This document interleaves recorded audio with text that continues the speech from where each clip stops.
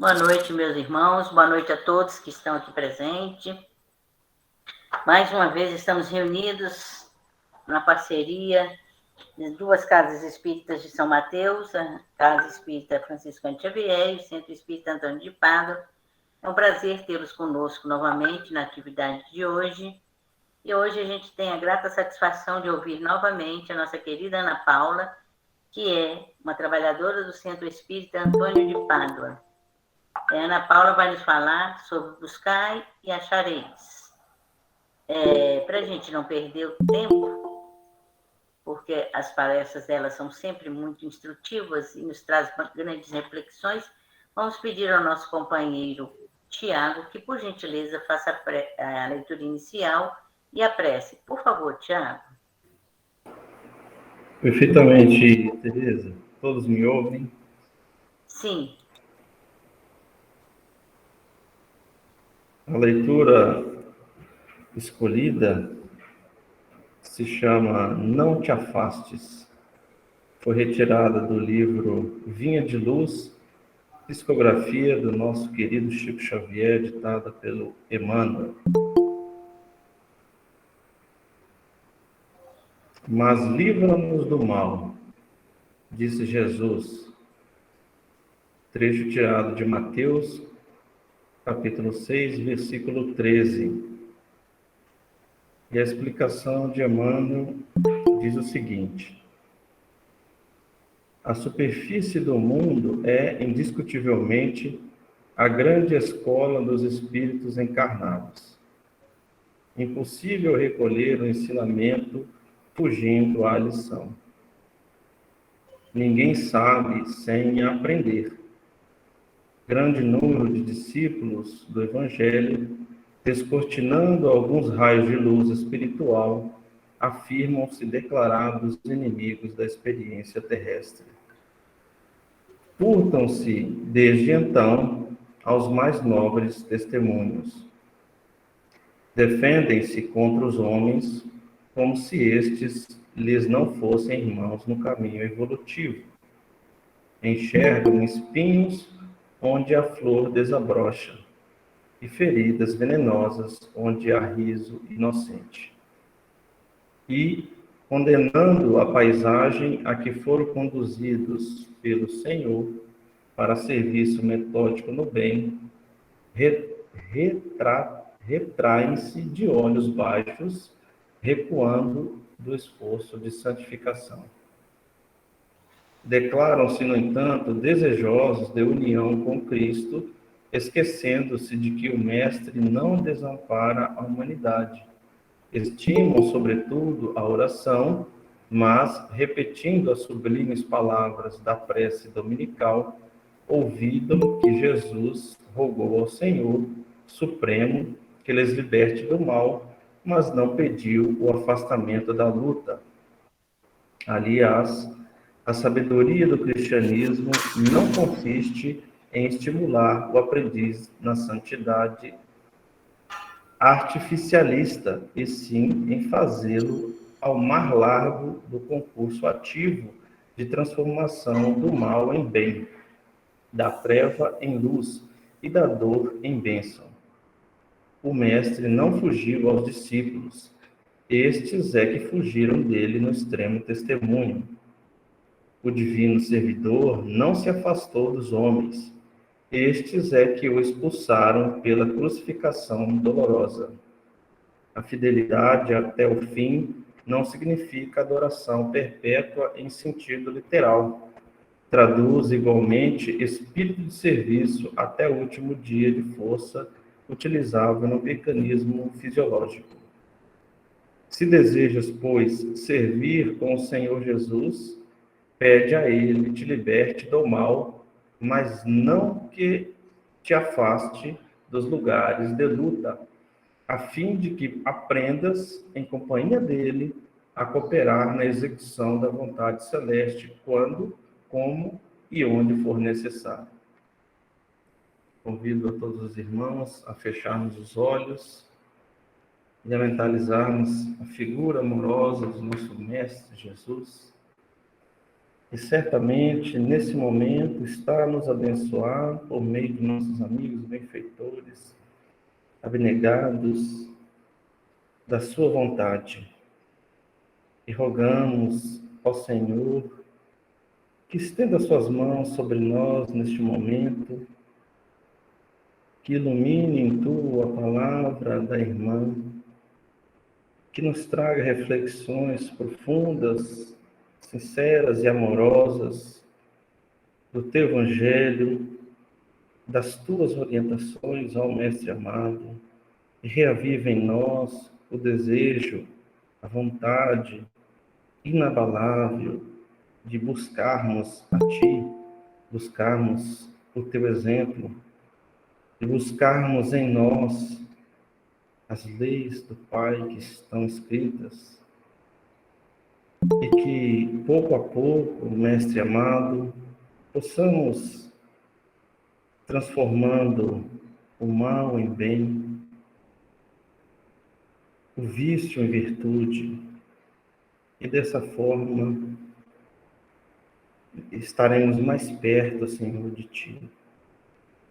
Por isso, Mestre amado, te agradecemos por esse momento, agradecemos a todos os benfeitores, amigos envolvidos nesse trabalho, e pedimos mais uma vez que abençoe esta noite, que abençoe a todos nós. Que assim seja. Que assim seja. Pedimos a todos que permaneçam com seus microfones silenciados. E Ana Paula, é com você, minha querida. Boa noite a todos. Quem quiser falar alguma coisa, tá? Fica à vontade, não me atrapalha. Só abrir o microfone, quiser fazer alguma pergunta, algum comentário. São todos bem-vindos. Essa palestra, ela é muito querida para mim, porque eu estou repetindo essa palestra, é a segunda vez que eu faço, mas ela foi a primeira palestra que eu fiz, há quase 10 anos atrás. E é muito interessante, eu estou contando isso, porque quando a gente vai refazer e pega o material, a gente vê como a gente mudou em 10 anos. Eu mudei tudo, não sei nem mais o que eu falei antes. Do que o que estava preparado aqui, eu fui acrescentando mais coisas, fui tirando mais coisas, eu já nem sei mais o que era o original, né? Como a gente muda, amadurece e aprende, né? Tanto nesse período de tempo, né? Mas o nosso objetivo com a palestra é refletir um pouquinho sobre o que nós temos pedido, o que nós temos buscado e em quais portas nós temos batido. O texto bíblico está em Mateus e é bem bonito. Ele diz o seguinte: pedi e dar-se-vos-á, buscai e achareis, batei e abrir-se-vos-á. Porque todo o que pede, recebe, o que busca, acha, e a quem bate, abrir-se-á. Ou qual de vós, porventura, é o homem que, se seu filho lhe pedir pão, lhe dará uma pedra? Ou, porventura, se lhe pedir um peixe, lhe dará uma serpente? Pois se vós outros, sendo maus, sabeis dar boas dádivas a vossos filhos, quanto mais vosso Pai, que está nos céus, dará boas dádivas aos que lhes pedirem. Vamos analisar um pouquinho, né, o que a gente está vendo aí. Primeiro, me parece um texto repleto de esperança. Por quê? Porque há uma promessa aí. Há uma promessa de que tudo que a gente busca, a gente vai achar. Toda vez que a gente bate na porta, essa porta se abre. Tudo que eu peço, eu recebo, né? Então, há uma promessa feliz, não é?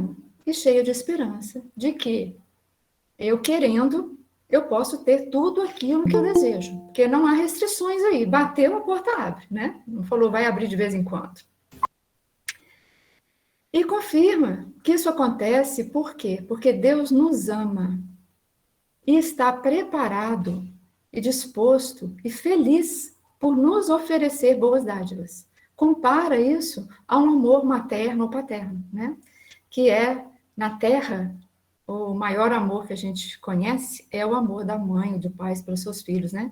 Embora seja um amor ainda egoísta, é o que nós fazemos de melhor aqui em termos de amor, é isso. Ele compara, né? Porque a gente chama Deus de pai. Se Deus é pai, se ele é criador, e nós damos aos nossos filhos coisas boas, Deus, então, nem se fala, né? Mas a gente dá tudo que nossos filhos pedem? É possível isso? Né? Eu tenho um aqui de 14 anos, ele está doido para dirigir. Posso dar um carro para ele? Não posso. Né? Aí ele fala, você não quer deixar eu dirigir? Eu falo, eu não. A lei não permite. E assim também funciona com Deus, né, gente? Deus tem leis. Nem sempre a lei permite que a coisa seja do jeito que a gente quer. Mas vamos analisar um pouquinho. Uma vez eu vi uma criancinha, um menino assim de uns 2 anos, era um churrasco, ele pegou um espeto e saiu correndo com o espeto. E todo mundo desesperado correndo atrás, até que alguém conseguiu pegar o menino, tomar o espeto dele e colocar o espeto no alto. Esse menino ficou muito bravo, ficou furioso. E ele pulava, tentando alcançar o espeto no alto para pegar de volta. E na hora que eu vi aquela cena, eu pensei, né, lá, igualzinho a gente faz, né? Pulando para tentar pegar um espeto, para se machucar. Então, nem sempre aquilo que a gente quer é o melhor para a gente. Muitas vezes não é, porque nós estamos presos aqui na matéria e não temos a visão do todo. É uma coisa que a gente vai analisar. Mas falando desse texto, ele tem 3 verbos: buscar, pedir e bater. São 3 verbos de ação. 3 verbos que exigem vontade. Né? Vou buscar, vou pedir, vou bater. Você está agindo aí em busca de alguma coisa. Né? Você não faria isso se não quisesse. Então, há uma opção, há uma ação, há uma vontade aí. E é um convite ao trabalho. Vocês concordam comigo? Que se é ação, e se tem a força da minha vontade, eu estou trabalhando nisso aí. Eu estou indo em direção a alguma coisa e estou fazendo um ato para que aquilo aconteça. Há um trabalho aí, um exercício, né? E há uma frase no Evangelho que diz, ajuda-te e o céu te ajudará. Por quê? Como eu falei aqui, existem leis. Uma das leis é a lei do trabalho. Por que eu trouxe isso? Porque pensando em mim, imagina, se tudo que eu pedisse se realizasse, eu garanto a vocês, eu jamais teria tido a ideia de trabalhar. Né? Mas a lei do trabalho é fato. Tem que trabalhar. Por quê? Quando nós estamos na matéria, nós somos obrigados a isso. Justamente para pessoas como eu, que se tivesse sem necessidade do trabalho, não faria nada. Né? O que acontece quando a gente trabalha? Quando a gente vem para a Terra, a nossa necessidade material é muito grande. A gente precisa de alimento, precisa de roupa, precisa de uma proteção, de um abrigo, né? E isso obriga a gente a trabalhar. Então, no texto inicial foi muito interessante que ele falou justamente disso. Da terra como sendo local de aprendizado, de crescimento, não é?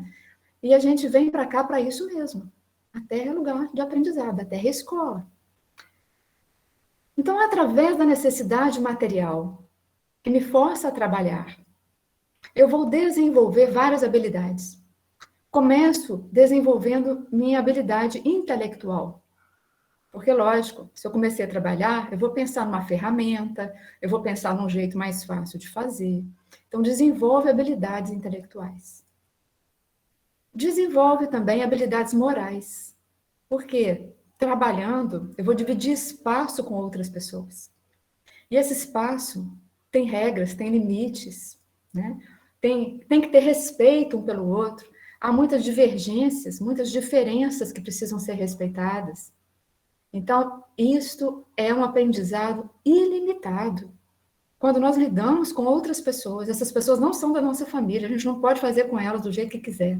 Você tem que ter educação, tem que ter respeito. É um aprendizado moral enorme. Então, a gente saindo para trabalhar, a gente desenvolve intelectualmente e desenvolve moralmente. Consequentemente, há um desenvolvimento espiritual. Então, através do trabalho, nós nos tornamos seres melhores. Não apenas com relação a questões materiais, mas também com relação a questões espirituais. E os Espíritos nos dizem que sempre nos darão a força necessária para tudo que a gente precisar. Se, apenas se, nós quisermos empregá-la. E aí me lembrei da história essa frase está no livro dos médiuns, né? Nós te daremos a força necessária, se quiseres empregá-la. Então, muitas vezes eu vou bater numa porta, ou vou fazer um pedido que vai contra a lei do trabalho e contra várias outras leis. Eu trouxe aqui a lei do trabalho como um exemplo, porque normalmente o que todo mundo quer é não trabalhar, não é isso? Todo mundo quer ficar muito rico, ganhar na Mega Sena e não precisar mais trabalhar. E eu me lembrei da história de Lázaro. Lázaro havia morrido já há 3 dias, né? Mandaram chamar Jesus, Jesus demorou, chegou, Marta ainda brigou com ele, né? Você demorou demais, agora já é tarde, Lázaro está morto. E o que Jesus faz? Lázaro já estava fechado, né? Com uma pedra cobrindo o túmulo. Ele manda que tirem a pedra. Jesus poderia ter tirado a pedra ele mesmo? Poderia. Ele poderia ter ordenado a pedra que saísse do lugar? Eu acho que sim. Poderia, a pedra sairia sozinha de lá. Mas ele não faz isso. Ele pede aos homens que façam. Ou seja, o que é possível que os homens façam, eles sempre vão deixar para a gente fazer. Agora, ressuscitar Lázaro, aí já é outra história. Aí não é qualquer um que faz. Aí ele fez. Né? Lázaro, levanta daí. Aí ele ordena a Lázaro, levanta, anda, vem para fora. Ele não vai lá buscar Lázaro. Ele deixa que Lázaro também faça parte dele.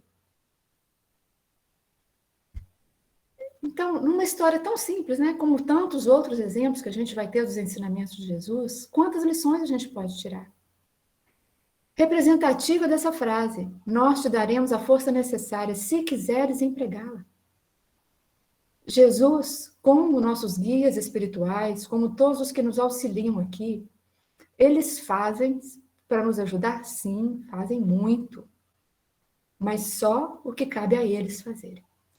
O que cabe a gente fazer, não vamos fazer, não.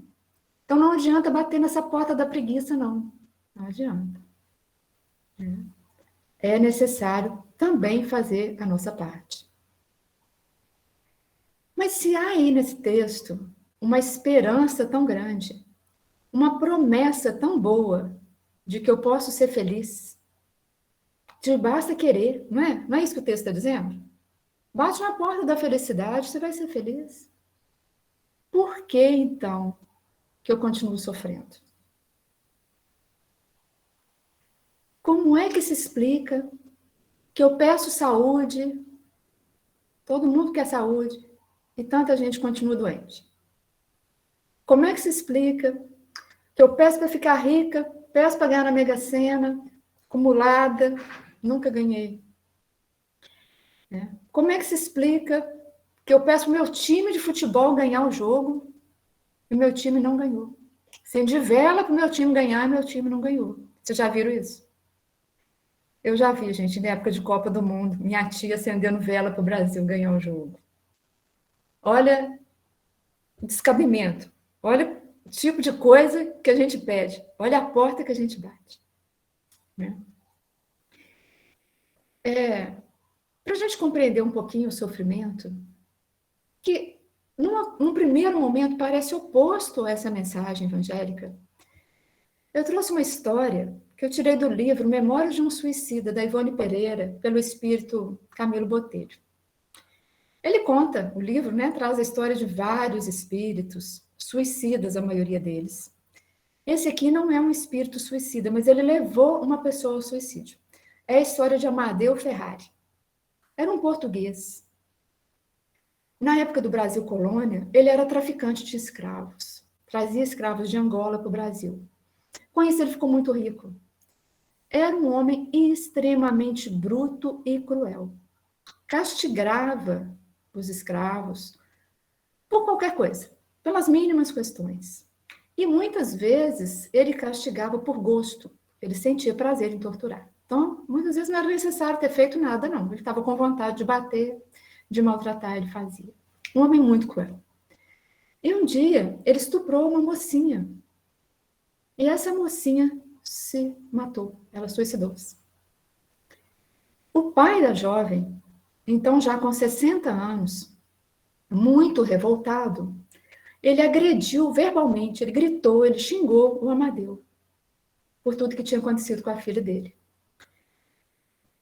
O Amadeu Ferrari, sendo um homem, né, violento por natureza, mandou que esse velho, o nome do velho é Felício, mandou que o Felício fosse torturado e que ele arrancassem e queimassem a língua, para que ele nunca mais gritasse com ninguém. E assim foi feito. E foram tantos maus tratos que o Felício morreu ali. Passado algum tempo, obviamente, o Amadeu também morreu, né? Porque não tem jeito, todo mundo desencarna um dia. E após um longo período de muitos sofrimentos no plano espiritual, ele é resgatado pelo Felício. É o velho Felício que o ajuda a sair daquela situação. E aí, após um período de estudo, né? Passaram 6 séculos, o Amadeu faz a seguinte prece: apiedai-vos de mim, Senhor, desgraçado e miserável que sou. Então, primeiro ele pede a piedade. Deixai que eu volte ainda uma vez à qualidade humana. Ele pede para reencarnar. E veja a minha própria língua, assim como a boca e a garganta, desaparecerem sob a trituração de qualquer malefício, reduzidas ao ponto a que reduzi as do desventurado escravo Felício. Então, na sua dor, na sua culpa, ele pede para que ele venha à Terra e que ele tenha a língua e todo o aparelho fonador destruído por um motivo qualquer. Pode ser uma doença, pode ser um acidente. Mas não se contenta com isso. Dai-me a miséria, que eu sofro o suplício da fome e da sede, que nem mesmo possa falar a fim de me queixar. Que de mim todos se afastem com asco, deixando-me expungir sozinho esta nódoa infamante, que me amesquinha diante de mim próprio. Então, ele se sentia tão pequeno, sentia-se com uma nódoa infamante, que ele pede todo esse sofrimento. Ah, então ele pediu? Pediu. Bateu na porta do sofrimento, da miséria, da doença, da dor? Bateu na porta. Essa porta se abriu. Gente, isso acontece o tempo todo. Nós viemos à Terra com um propósito. Nós fizemos um planejamento. Igualzinho ao do Amadeu. Não igualzinho, né? Nos mínimos detalhes, mas fizemos o mesmo molde. Um planejamento totalmente baseado na nossa culpa. Aí chega aqui, sente na pele, né? E arrepende. Ou não lembra. E muitas vezes nos revoltamos. Nos revoltamos porque aquela coisa tá doendo demais, né? A gente não lembra que pediu, não lembra do que fez e quer mudar. Eu vi uma frase hoje, gente, foi 5 minutos antes de começar aqui o estudo. Eu estava assistindo um vídeo e a pessoa falou uma frase que eu adorei. Ela disse o seguinte: dizem que a gente planta o que colhe. Isso não é verdade. A gente planta e cultiva aquilo. Depois a gente colhe. E eu achei muito interessante. Porque plantar a gente planta o tempo todo. Mas tem coisa que a gente se apega àquilo, né? A gente cultiva, a gente água, a gente vê crescer coisas boas e coisas ruins. Essas aí não tem jeito, essas aí eu tenho que colher mesmo. Agora, se eu matar na raiz aquela planta ali que eu plantei, talvez eu não precise colher, né? Então, eu achei muito interessante a posição dela, porque é verdade, né? Quem é agrônomo, né, Adriano, sabe que não é só plantar. Tem que plantar e tem que cuidar. Então, veja o que o Amadeu estava fazendo. A amargura dele era tanto que ele estava regando aquele sentimento de culpa. E ele pede para vir à Terra em extremo sofrimento. Por quê? Do plano espiritual, nós temos uma visão completamente diferente do nosso plano aqui. Lá nós conseguimos ver a totalidade, nós conseguimos ver o objetivo final. O objetivo final qual é? Virar anjo, né? Quer virar anjo. Eu chego aqui, eu lembro lá disso. Chego aqui, eu quero o quê? Quero uma vida boa, tranquila, né? Ser rico, bonito, poderoso, viver no conforto. Mas muitas vezes não é isso que o meu ser real almeja. Essas culpas que a gente carrega provocam muito sofrimento. E aí vem a revolta, né? Mas a gente tem que lembrar. Deus, qual é a promessa do nosso texto inicial? Deus nos ama e só tem dádivas boas para nos dar. Por que então vêm as ruins? Pela mesma situação do Amadeu. Ele pediu, ele quis, ele acreditou que essa era a única forma de resolver o problema. Só como um parêntese, gente, a gente não deve julgar quem está sofrendo como tendo sido uma pessoa que cometeu muitos erros, está pagando pecado, não, tá? Nem sempre é assim. Como Jesus mesmo veio à Terra, sofreu, tem aí muitos anjos na Terra, passando por situações difíceis, simplesmente por amor. Não é só culpa, revolta e dor que provoca, não. Muitas vezes, eles sabendo o que os entes queridos vão passar, sabendo das necessidades, eles vêm junto, por amor. Então, não é uma regra. Ah, aconteceu isso, vai acontecer aquilo. Cada um tem sua história. Né? Evitar sempre esse julgamento.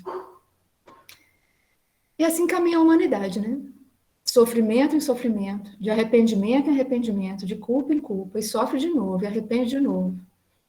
Vamos ver um pouquinho o que Kardec diz a respeito.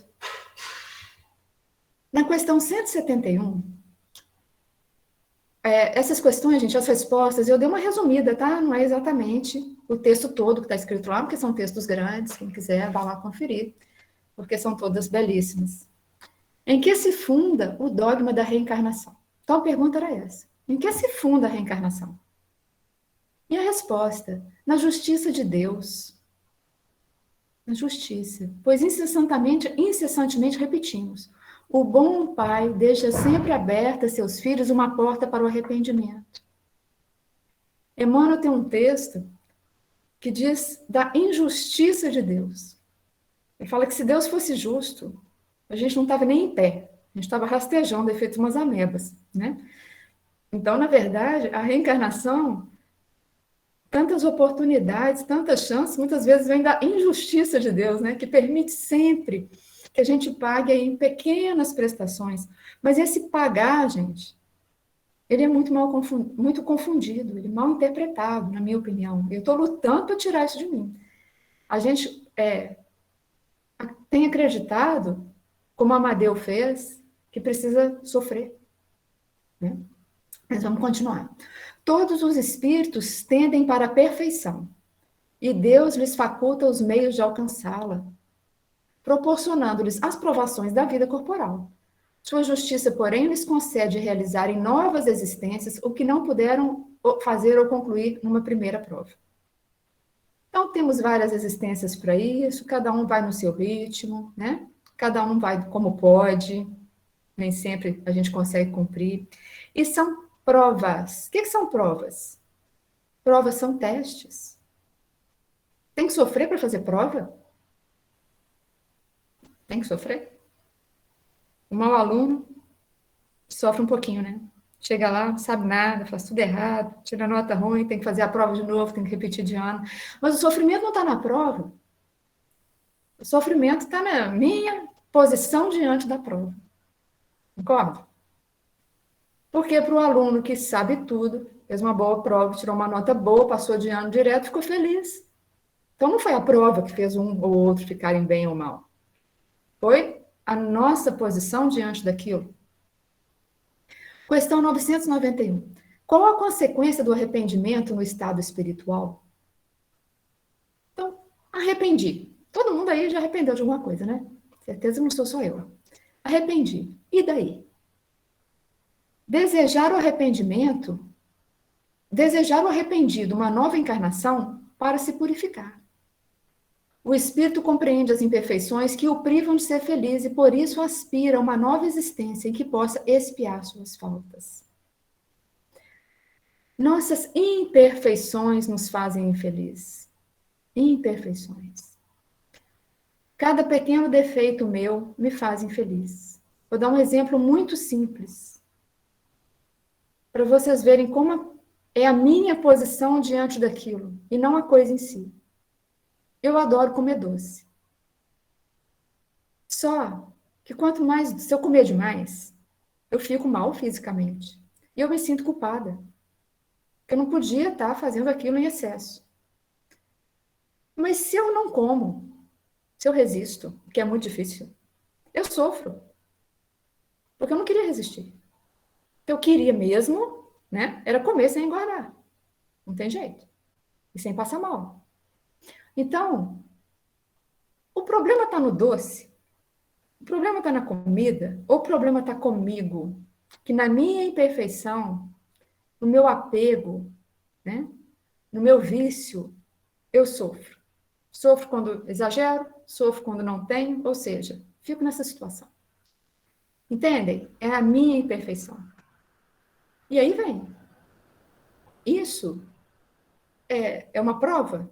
Isso é uma expiação? Estou dando um exemplo muito simples, gente, uma coisa boba, né? Que não estou fazendo mal a ninguém, não estou me drogando, não está fazendo mal nenhum, assim. É um exemplo bobo, só para a gente ver como nas mínimas coisas, como a menor imperfeição traz sofrimento. Então, o Amadeu estava sofrendo no mundo espiritual porque Deus estava castigando o Amadeu?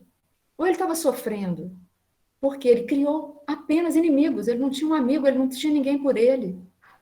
Ele só criou ódios, só alimentou ódios. E depois, quando caiu a ficha, veio a culpa, veio o arrependimento. A dor dele foi Deus que pôs?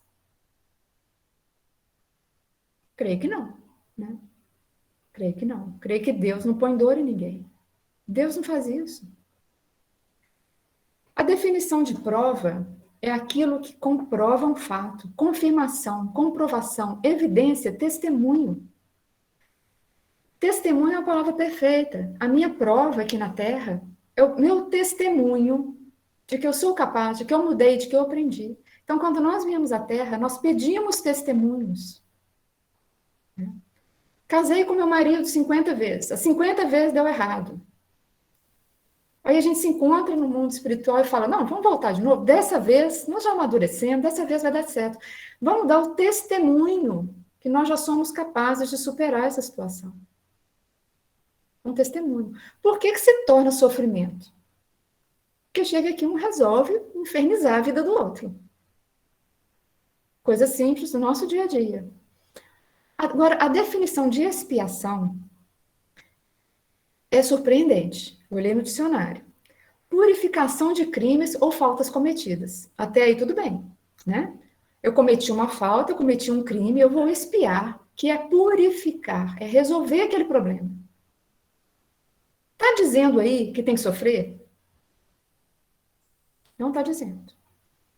Porém, o próprio dicionário, ele complementa meios que são usados para expiação.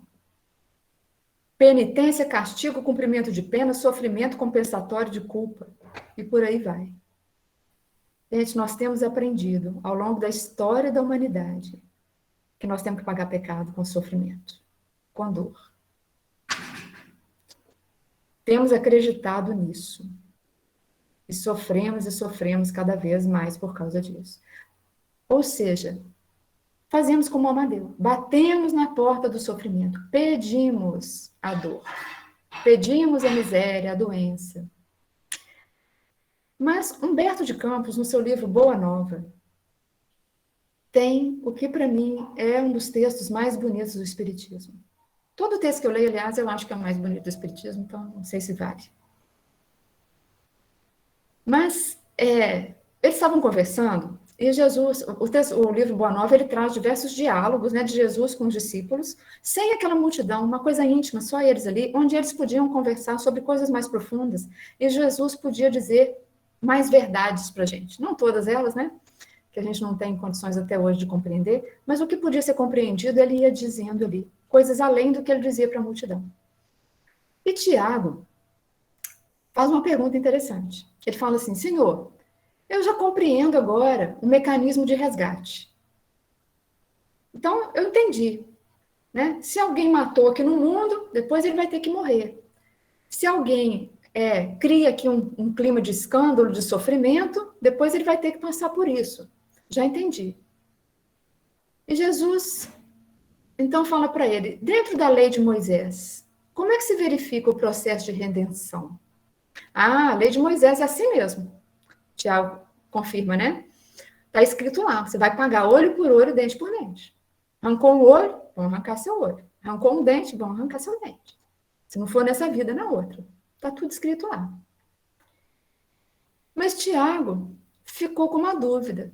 Mas então, se um matou, aí ele precisa ser morto. Aí vem um outro aqui e mata ele. Aí esse outro que matou ele ficou com a dívida. Precisa ser morto. Vem um outro aqui e mata ele. Ficou com a dívida. E assim, para sempre, sempre vai ter alguém devendo? Para que outro possa se redimir? É assim que funciona? Olha a dúvida de Tiago. E segundo Humberto de Campos, Jesus deu um generoso sorriso. Devia estar pensando por dentro assim, ah, meu Deus do céu, por onde eu começo, hein? Jesus diz o seguinte, como todos os homens, Tiago, você tem raciocinado, mas não tem sentido. Ainda não ponderaste, talvez, que o primeiro mandamento da lei determina o amor. Acima do não adulterarás, do não cobiçarás, está o amar a Deus sobre todas as coisas, de todo o coração e de todo o entendimento. Pode alguém amar o Pai, aborrecendo-lhe a obra? Essa é uma pergunta que eu sempre faço. Porque a gente vê muita gente, e corre o risco de fazer isso, dizendo a Deus, meu Deus, eu te amo, meu Deus, você é maravilhoso, meu Deus divino. Mas e a obra?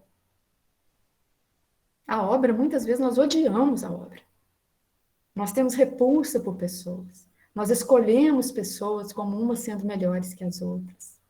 Nós invejamos pessoas, nós torturamos pessoas, maltratamos pessoas. Como assim? Pode isso? É a pergunta que Jesus faz. E continua. Eu coloco o amor acima da justiça do mundo e tenho ensinado que só ele cobre a multidão dos pecados. Eu adoro isso, gente. O amor cobre a multidão dos pecados, porque me dá um alívio saber que a multidão dos meus pecados pode ser resolvida com amor. Vocês não imaginam. Jesus continua. Se a gente se prender à lei de Talião, somos obrigados a reconhecer que onde existe um assassino, haverá mais tarde um homem que necessita ser assassinado. Com a lei do amor, porém, compreendemos que o verdugo e a vítima são dois irmãos, filhos do mesmo pai. Basta que ambos sintam isso para que a fraternidade divina afaste os fantasmas do escândalo e do sofrimento. Olha, gente, pode um negócio ser mais bonito que isso? Basta que dois inimigos sintam que são irmãos e acabou. Acabou. Tem que pagar pecado? Não tem que pagar pecado. Expiar é resolver o problema. Resolver o problema.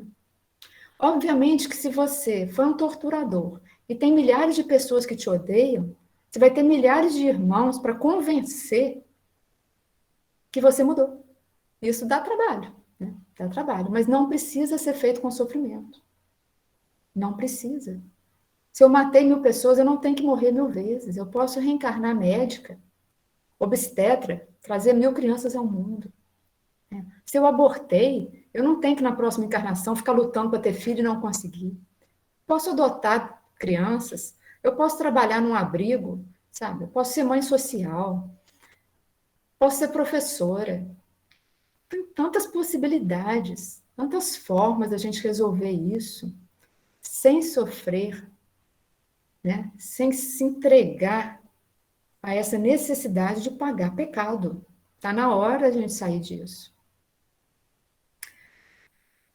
Tem os espíritos, pergunta 532, tem os espíritos o poder de afastar de certas pessoas os males e de favorecê-las com a prosperidade? Então eles perguntam se pode um espírito resolver o nosso problema. De todo não, é a resposta. Porquanto há males que estão nos decretos da providência, amenizam-nos, porém, as dores, dando-vos paciência e resignação. Então, muitas vezes eu vou bater na porta, vou pedir, e o que eu vou ganhar é um auxílio em forma de paciência e resignação. E completam dizendo que muitas vezes a gente recebe as dádivas que a gente está pedindo, mas elas não vêm de forma milagrosa. Não parece que desce um raio aqui atrás do que eu estou pedindo. Vem de forma natural. A gente acha que não foi ouvido, mas nós sempre seremos, né? E continua. Eles assistem, os espíritos, né? Assistem apenas aos que sabem assistir a si mesmos. Esse é o sentido das palavras: buscai e achareis, batei e se vos abrirá. Aí ele explica esse sentido. Com aquela frase que eu disse para vocês lá no começo: ajuda-te e o céu te ajudará. É a mesma coisa. Eu tenho que assistir a mim mesma, resolver meu problema, e aí eles vêm ao meu auxílio. Querer que eles façam sozinhos, não vão fazer. Por quê? Isso não é buscar, isso não é bater, isso não é pedir.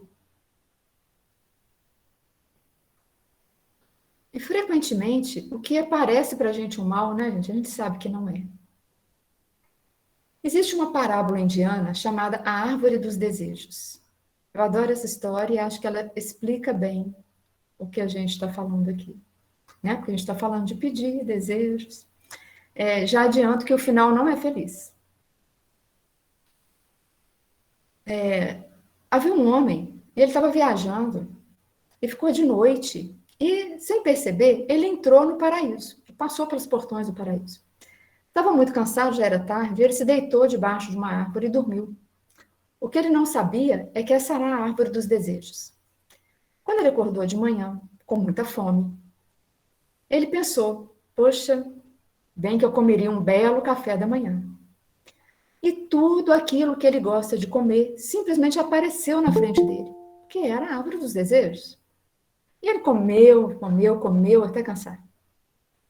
Comeu demais, pensou: nossa, bem que eu beberia alguma coisa, né? Me deu muita sede essa comida.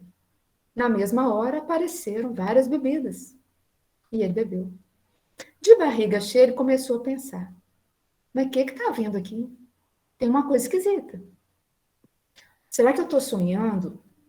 Será que existem espíritos ao meu redor que estão fazendo truques comigo?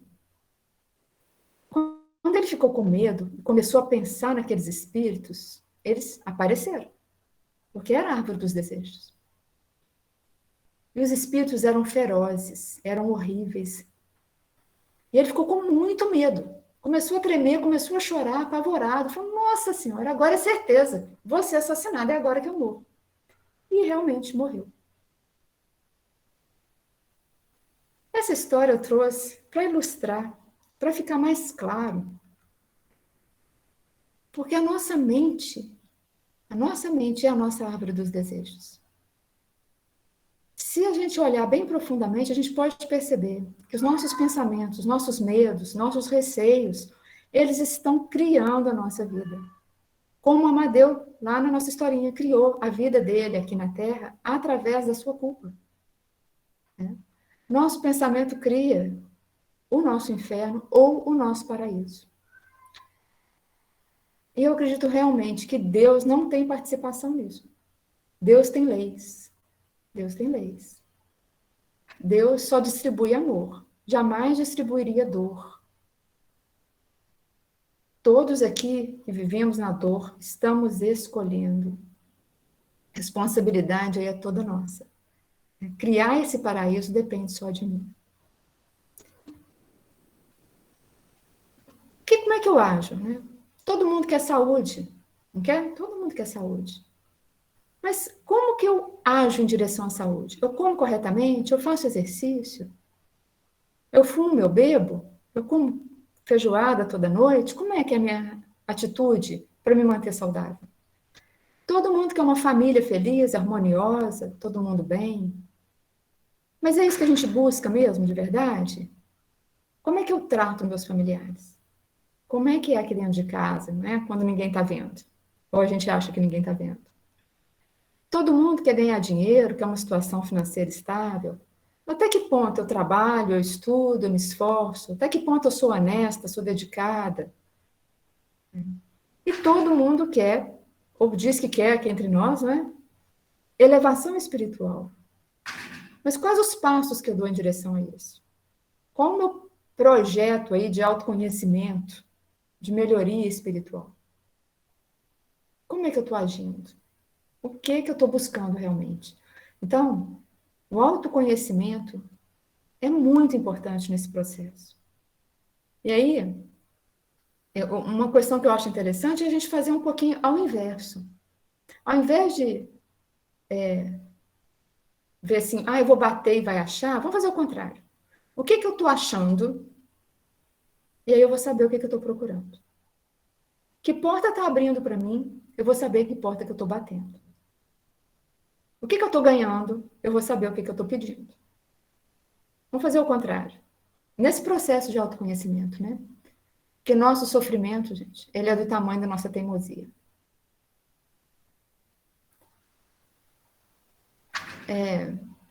No livro A Gênese, capítulo 14, tem um capítulo belíssimo em que Kardec fala sobre os fluidos espirituais.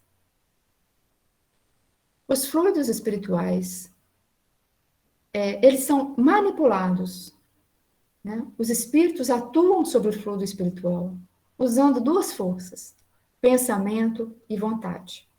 Palavras de Kardec, tá lá? Não sou eu. Então, qual é a nossa árvore do desejo? São esses fluidos. Fluido cósmico universal. É a árvore dos desejos. Como é que se recebe dessa árvore? Pensamento e vontade. Duas forças poderosíssimas, as mais poderosas do universo. O que acontece é que nosso pensamento é um macaco louco, né? Fica pulando para lá e para cá. A gente não tem estabilidade no pensamento. E nossa vontade, então, nem se fala. A gente tem vontades opostas o tempo todo. Como eu falei para vocês. Eu quero comer o doce, eu não quero comer o doce, eu não sei o que eu quero. É um dilema. Né? E assim com tudo. Com tudo. Então, em cada escolha, existe uma renúncia. E geralmente a gente escolhe, mas não quer renunciar, a gente quer ficar com tudo. Isso vai criando aquela confusão. A nossa vontade é muito instável. Então, quem sustenta esse universo material que a gente vive é alguém com um pensamento e uma vontade muito forte. Porque se fosse como nós, uma vontade oscilante, isso aqui seria uma desarmonia total ou já teria desaparecido. Mas Kardec diz o seguinte: para os espíritos, o pensamento e a vontade são o que é a mão para o homem. Pelo pensamento, os espíritos imprimem aos fluidos uma direção ou outra direção, combinam, dispersam, aglomeram, organizam, criam coisas da forma que querem. É uma grande oficina, um laboratório da vida espiritual. E Kardec pergunta, mas funciona também para os homens encarnados? Você responde, claro que sim. Os encarnados também são espíritos. Muitas vezes vocês não conseguem ver, nós não conseguimos ver o que está se passando, mas está acontecendo. Está acontecendo em outro plano. Algumas vezes, essas transformações resultam de uma intenção. Outras vezes, são produto de um pensamento inconsciente. Olha o perigo. Você não se conhece, autoconhecimento zero, pensamentos inconscientes governando, até de outras vidas. E você faz escolhas e manipula esse fluido inconscientemente. Basta que o espírito pense uma coisa para que essa se produza, como basta que modele uma área para que ela repercuta na atmosfera. Olha só, basta pensar numa música e ela toca. Pode-se dizer, sem receio de errar, que há nesses fluidos ondas e raios de pensamento que se cruzam sem se confundirem. Então, há aí, como as ondas de rádio, né?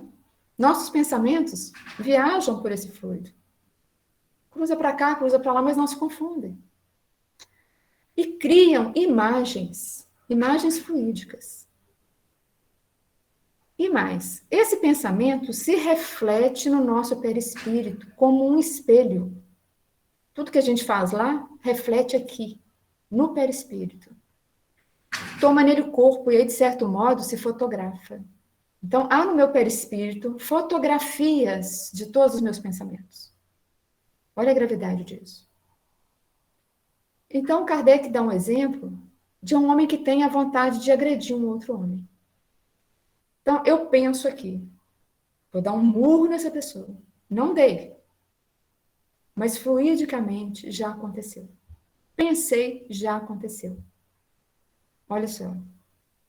Felizmente que a nossa vontade oscila, né? Já pensou se ela fosse forte, tudo fosse realizando assim? Sendo esses fluidos veículo do pensamento e podendo modificar-lhes as propriedades, é evidente que eles devem achar-se impregnados das qualidades boas ou más dos pensamentos que os fazem vibrar, modificando-se pela pureza ou impureza dos sentimentos. Então, não só o meu entorno, mas onde alcançar meu pensamento, está impregnado de coisas puras e impuras, boas e ruins, dependendo do que eu emano. Tudo isso volta para mim como um espelho e reflete no meu perispírito. Então, há miasmas tão deletérios que fica, às vezes, até difícil de respirar. Quem é médium, às vezes, nem precisa ser médium, consegue sentir isso. Quantas vezes a pessoa entra num lugar e sente mal, né? Não está acontecendo nada ali, por que você está sentindo mal? Porque emoções mentais estão criando formas de pensamento ali, que são deletérias. Atuando esses fluidos sobre o perispírito reage. E essa reação dele vai para o corpo material. E o corpo material ressente isso. Pode sentir uma coisa boa, né? Quando a gente toma um passe, quando a gente faz uma prece, a gente sente fisicamente que foi bom. Também o contrário é verdadeiro. Se essa energia é negativa, energia do pensamento, a gente vai sentir no perispírito e vai refletir no corpo. E essa é, segundo os espíritos, a maior causa de enfermidades. Pensamentos. Então, eu consigo concluir, não sei vocês, se vocês conseguem concluir comigo, que tudo que a gente vive é escolha nossa. Que a gente tem que parar de colocar a culpa no obsessor, no meu pai que fez isso comigo, minha mãe fez isso comigo, né? Meu marido fez isso comigo. Foi não, gente. Eu estou escolhendo o tempo todo. Eu estou criando esse mundo que me cerca. Esse mundo existe só para mim, como existe para cada um. Né? E prova disso que o mundo é diferente para cada um. Cada pessoa vive numa bolha de mundo. Às vezes um vizinho está feliz, o vizinho do lado não está feliz. Por quê? Nós criamos essa atmosfera que é pessoal. E nós não. A notícia boa, né? Eu já fiz essa palestra, a Renata falou o seguinte: bom, a notícia boa é que tudo depende de nós. E a notícia ruim é que tudo depende de nós. Tudo depende de nós, né? Mas a notícia boa mesmo, quem traz é Pedro. Na sua epístola, quando ele diz: o amor cobre a multidão dos pecados. Eu não tenho dúvida disso. O amor cobre a multidão dos pecados. Vamos parar de pagar pecado, gente. Vamos parar e vamos aprender, resolver esse problema. Vamos nos conhecer. E conhecendo quem somos, vamos aprender a amar. Resolver esse problema de forma positiva, ativa. Né? Como são os nossos verbos aqui. Vamos bater na porta certa. E só para a gente finalizar, e a gente ter certeza de que o caminho é esse, vamos lembrar um pouquinho como é que Jesus curava. Primeira coisa, ele perguntava: o que é que você quer de mim? A pessoa estava cega, estava aleijada, estava na cara o que a pessoa queria, mas Jesus fazia de conta que não sabia e perguntava: o que você quer? Ou seja, você está batendo aqui na minha porta para pedir o quê? Porque é preciso que você se comprometa, que você saiba o que você quer. É preciso que a sua vontade seja movida, seja posta em ação. Fazia as curas. Terminado, ele dizia o quê? Vá, não peques mais. Seus pecados estão perdoados. O dia foi sua fé que te salvou. Como que Jesus dizia isso? Foi sua fé que te salvou? Ou seja, foi a sua vontade, o seu pensamento que te salvou. Seus pecados estão perdoados. Como assim? A partir de agora, vai ser feliz. Você pagar pecado mais, vai ser feliz. E não peques mais. Por quê? Para que coisa pior não te aconteça. Porque quando a gente erra, fatalmente a gente cai no sentimento de culpa. Por mais que a gente diga que ele é desnecessário, né? Ele vem. E aí a gente acaba optando pelo sofrimento desnecessariamente, mas ainda acreditando que essa é a solução. E Jesus também nos disse: podeis fazer tudo o que eu faço, e muito mais. Precisamos só acreditar nisso.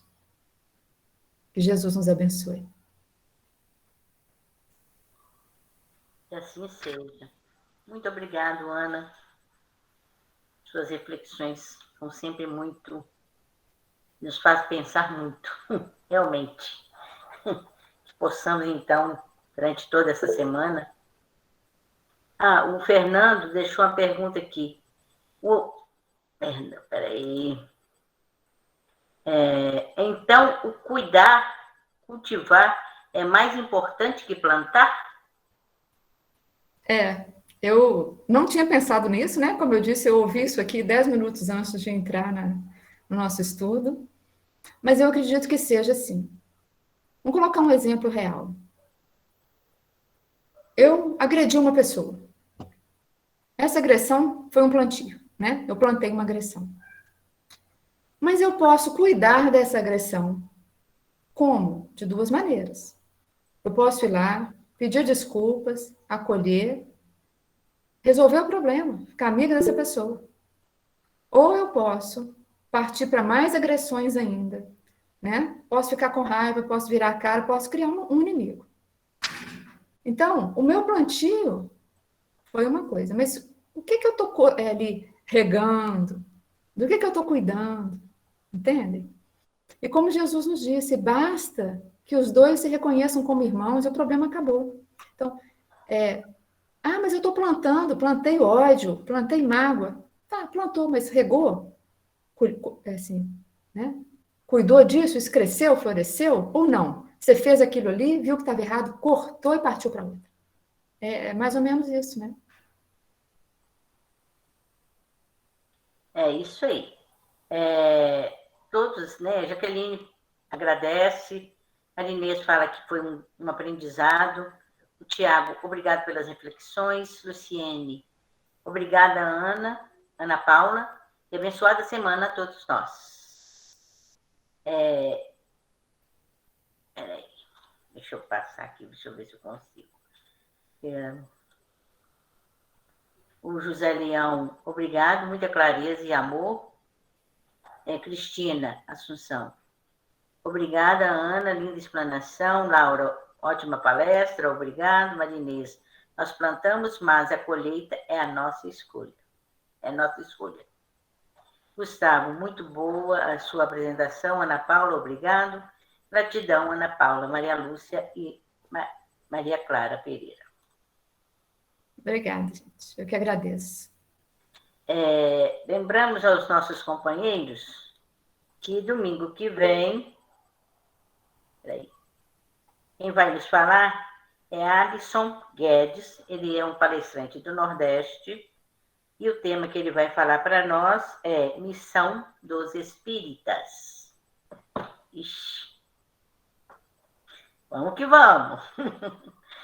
E lembrando a todos que as atividades da Casa do Chico ainda estão de forma online.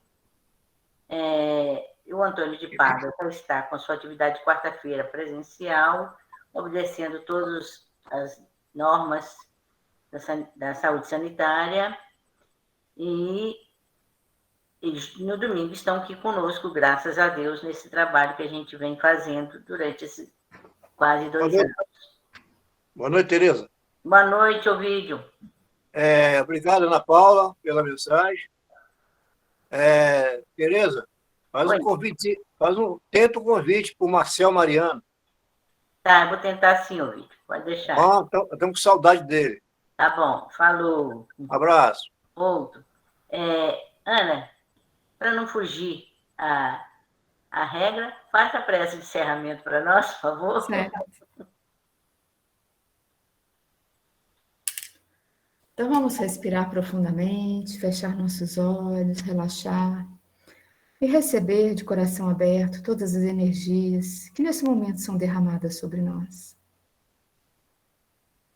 E te pedimos, Pai, para que nossos corações sejam abençoados com o amor, com a energia do perdão, com a energia salutar, que nos faz ver em cada um daqueles que cruzam o nosso caminho um verdadeiro irmão, um ser humano como nós mesmos, um ser em evolução.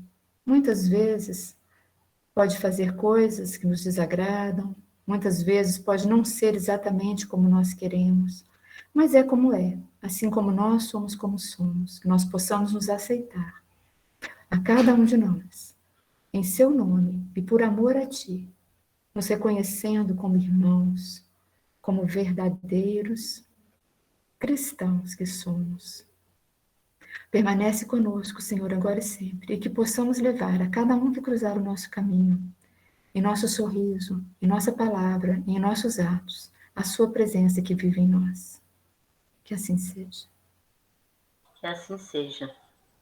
Boa noite a todos, uma excelente semana, com muita saúde e paz para todos. Boa noite, Tereza.